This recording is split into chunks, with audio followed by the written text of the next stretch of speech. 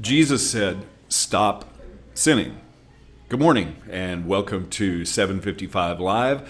About 5 minutes of what Jesus said. These are soundbite versions of the commands of Jesus, easy to remember, and then we talk about those so that we can make it practical and put it into action and live the abundant life that Jesus promised.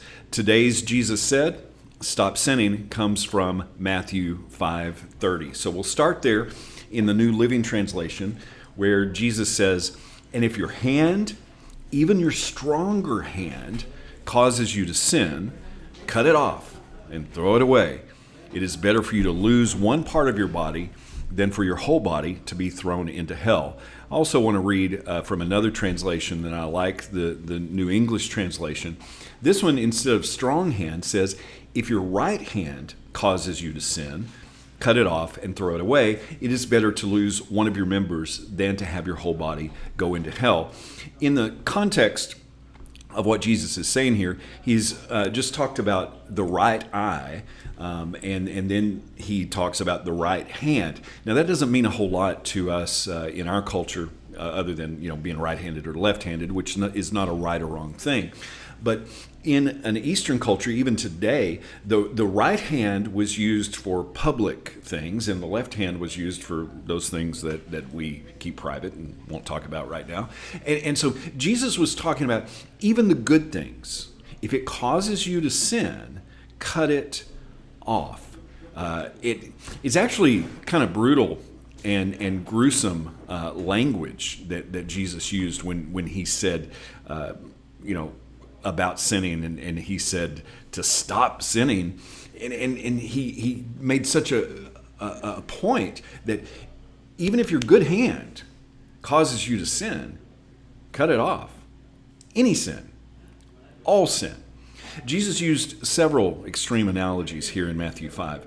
The context, he was talking about filling up the law, making it complete, whereas the society and religious teaching of the day had gotten really complicated, and they were missing the heart of the matter. And staying away from sin, it's not even keeping the big list of sin, because don't murder is one of the 10 commandments. That's pretty easy to not do, but Jesus filled that up by saying, don't even hate.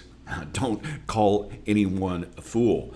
Today we focused on praying on about loving our enemies. That's not something that's natural. But Jesus said, if even your right hand causes you to sin, cut it off. And sometimes we excuse sin, like hating someone or calling someone a fool, by checking off the big list and saying, oh, well, I didn't murder anybody. And then we also blame others.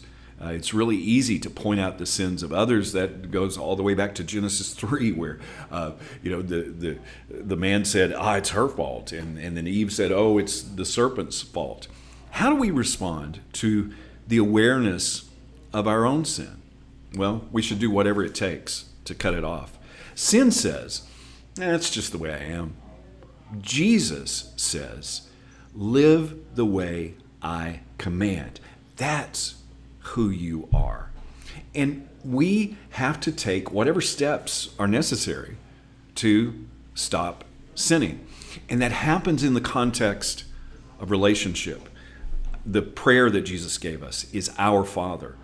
Jesus never said, come back next week. He said, follow me. And that was an invitation into relationship. Sin says, that's just the way I am. It's really easy to walk away from others. But relationship is where we grow. The writer of Hebrews said this in Hebrews 3:13. He said, you must warn each other every day while it is still today, so that none of you will be deceived by sin and hardened against God. Jesus said, stop sinning. Do whatever it takes. Cut it off. How can we put that into practice today? Thank you so much. Be blessed today. Thank you Pastor, for checking in. It really means a lot. Those of you who like this, who share this, who comment, it helps us get in the Facebook algorithm. But also, it's very encouraging. So thank you for your support, and I hope this is meaningful to you. And let's remember to do what Jesus said and put that into action today. Be blessed.